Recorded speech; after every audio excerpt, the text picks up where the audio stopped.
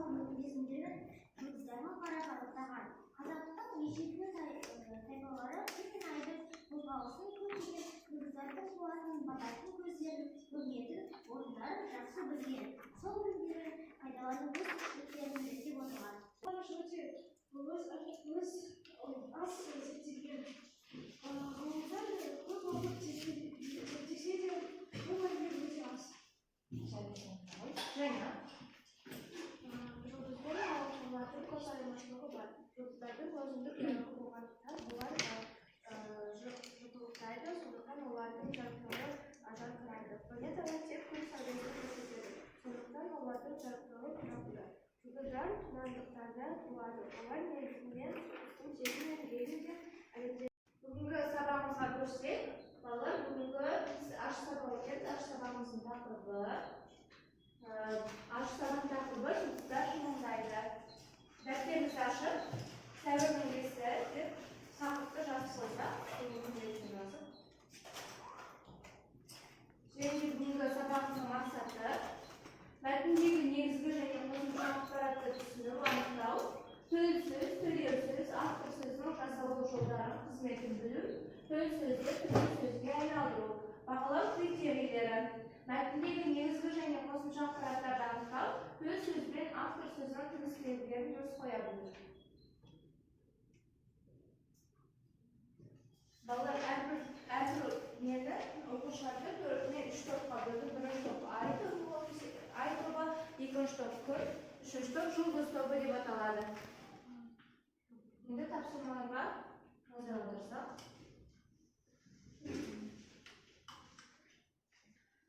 Әрбір топтан бір топ башынан сайлаймыз. Және де әркім берілген тапсырмалар бойынша өзін-өзі бағалайды. Және де мұнда 10 балдық шкаламен мен 5 тапсырма тұр. Және де сол қай тапсырмада неше балл өзін бағалайсың, осы дөңгелектерді бояп шығамыз. Және де үстіне аты жөнімізді жазып шығамыз. Сабақтың соңында өткіземіз.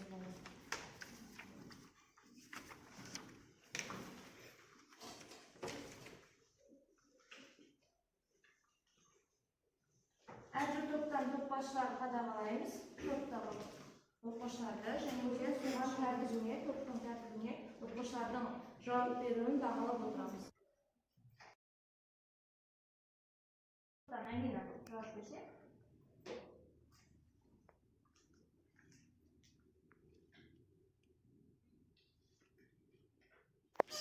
Төл сөздің ережесін айтыңыз. Төл сөз дегеніміз ол жаңағы автор басқа адам айтқан сөзді өзгертпей жеткізіп айту деп саналады.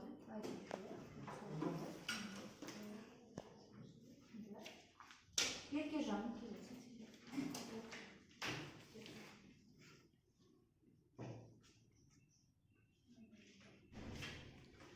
Төл сөзге мысал келтіріңіз.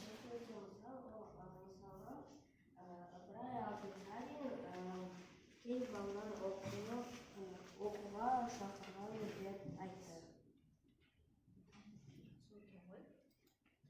Екінші топтан Даяна.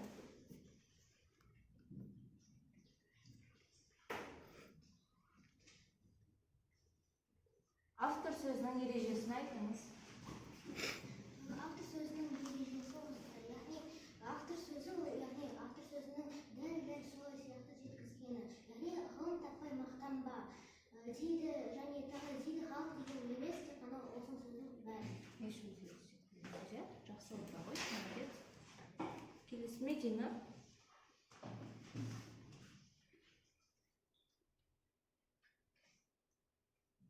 Төлеу сөзге мысал келтіріңіз. Мысалы, төлеу сөзге Дина алма әкеп берші деп айтты. Бұл жерде төлеу сөз деп айтты, өйткені біз оған төл сөзге жалғау жатырмыз, дейді деп айтты дейміз.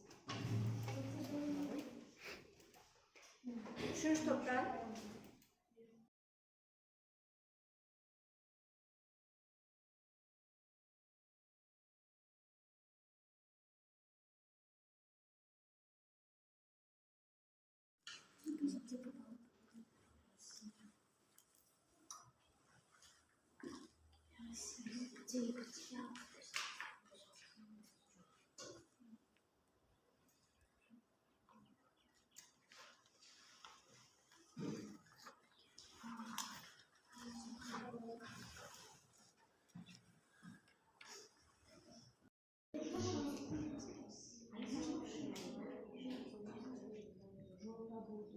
Şimdi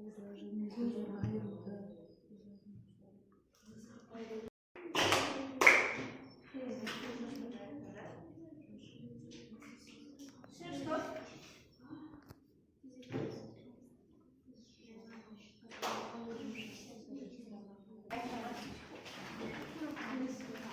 Tek okuşuyor.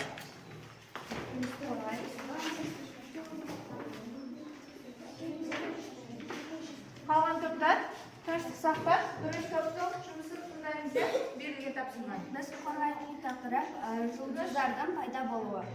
Жұлдыздар газ бұлттарынан және тозаңнан пайда болады.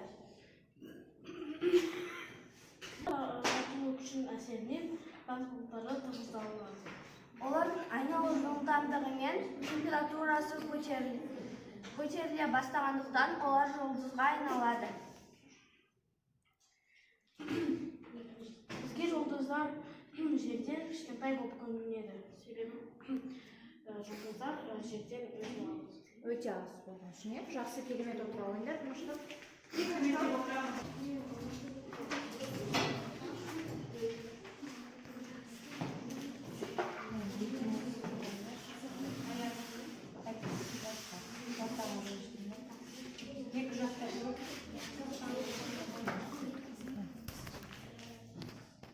Қосын. Біздің тақырып ол жұлдыз бен ғаламшардың айырмасы қандай болып шығады. Жұлдыз ол ғаламшардың миллиардтаған қашықтықта орналасқан.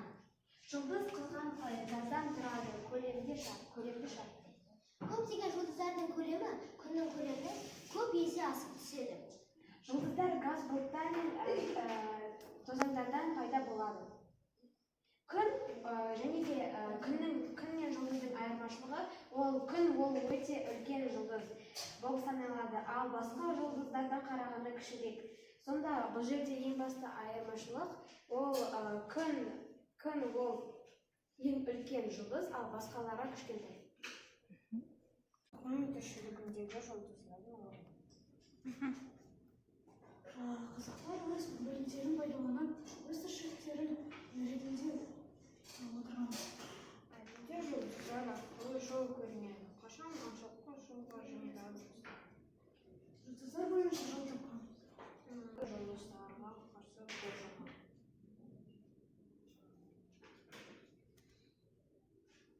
Жақсы.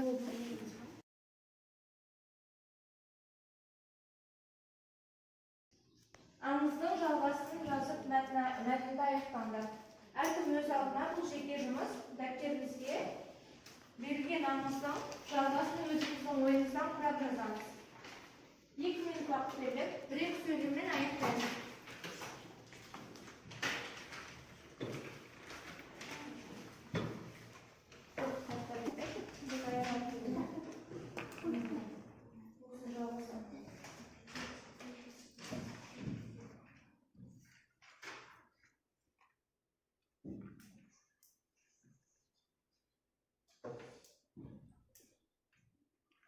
Ұрлауы туралы аңыз.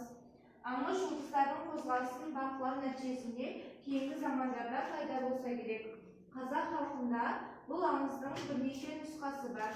Бірінде жеті қарақшы үркердің қызын ұрлайды. Үркер қызын қайтарып алу үшін үнемі жеті қарақшыны қуып жүреді. Соң жалғастырып жазады өз ойларын.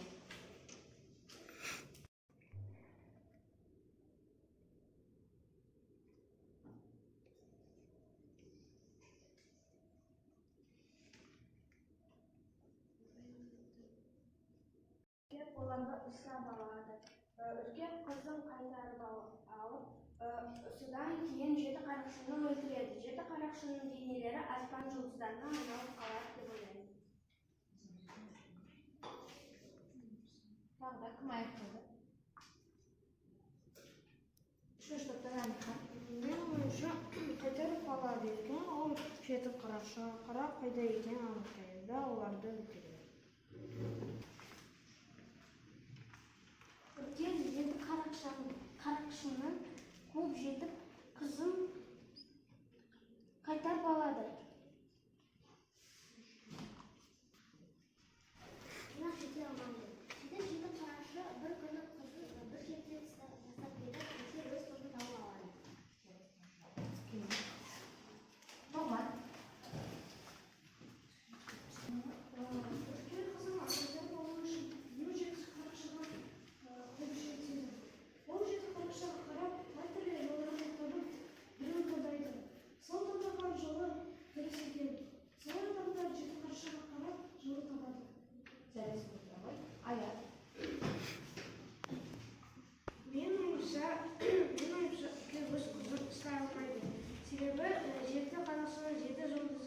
bir-birine kızı berediler.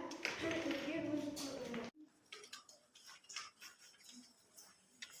Олар оны құлап алмайды. Солай олар берекеде олар оны аспан жұлдыздардың бірінде тауып алып өзіне қайтарып алады. Менің ойымша үлкен өзінің қайтарып алмайды. Себебі ол қайтарып алмайды. Себебі ол тек біреу ғана. Ал еті қараша ол көп жұлдыз.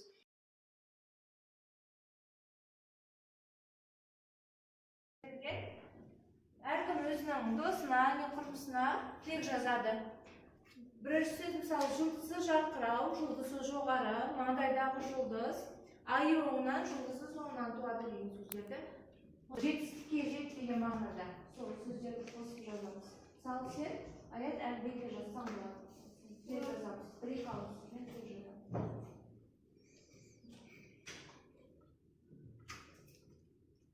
Жұлдызы жоғары деген биіктерден көріне береді деген мағына береді. Алихан. Отыра ғой, Жұман. Сіз сабақта және футболда жұлдызды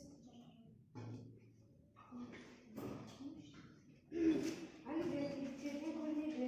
Жұлдызды ұзақ оны ұзақпен сабақтайды. Керемет, отыра ғой, жайна. Жұлдыз сияқты жарқырап басында Алла, мен саған тілектерім бар. Әрқашан да жұлдыздай сияқты жарқыра. Жұлдыздан әрқашан жоғары бол. Сенің жұлдызың соңынан тұрсын. Керемет, отыра ғой. Әлібек. Анашым, сіздің денсаулығыңыз жұлдыздай жарқырасы. Ол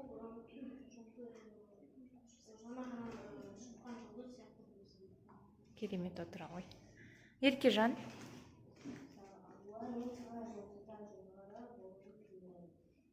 Керемет, отыра қойыңдар. Жұлдыз сөзіне синкуэляция арқылы 5 сөйлем құраймыз. Тез етіп 1 минут уақыт береді. Жұлдыз әдемі, жарқырайды, тұрады, жанады. Өте әдемі. Керемет, отыра ғой. Әлібек. Жұлдыз үлкен жарқырайды. Жұлдыз өте қатты жарқырайды. Жұлдыздар өте күшті. Әдемі. Керемет, отыра ғой. Аят. Жұлдыз жарық және сары. Жұлдыз жарқырайды, жол береді, жол береді. Жұлдыз аспан денелеріне жатады. Жарайсын, отыра ғой. Екінші топтан. Жұлдыз әдемі, жарқырайды, жол береді, көмектеседі. Жұлдыз әдемі аспан денесін жарық. Жарайсын, отыра ғой. Әлихан. Жұлдыз әдемі жарқырайды, жанады, жол көрсетеді. Жұлдыздар үйден шығады, жанады. Жарайсын, отыра ғой. Жұлдыз ерекше әдемі жанады, сөнбейді айдың досы. Жұлдыз жарық жанады. Жарайсын, отыра ғой. Раяна. Жұлдыз әдемі жарық, жарқырайды, көмектеседі, жанады. Жұлдыз адамдарға әрқашан көмектеседі. Жарайсын, отыра ғой. Әр күніне осында қағаз тартатан, мысалы бүгінгі сабақта мен білгенім, осыған дейін білгендерімді, осы сабақта мен білдім, және де сұрақтарым болса, менің сұрағым бар деген жерге жауап беремін.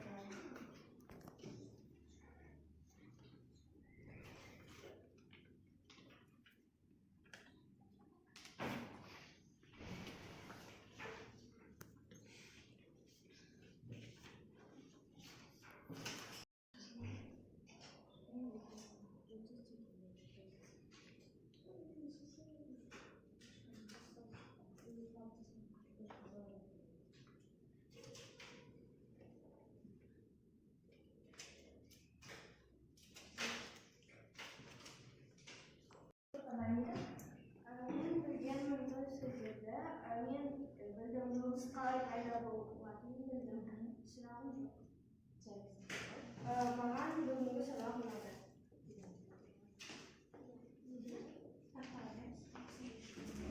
Мен білгенмін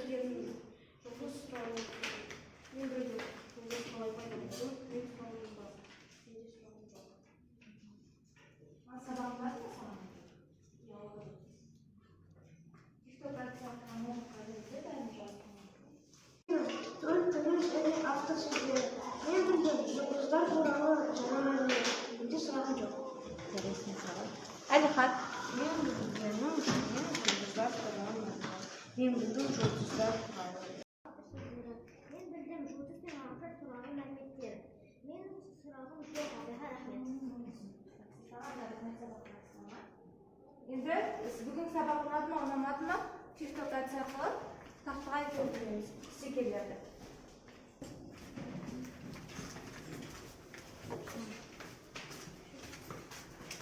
Burada esimga saqladim, aytarim bor. Agar mаған aytarlarim bo'lsa, mana yerga aytib beramiz. Esimga saqlaganlarim, yangi unaganlarimda sabaq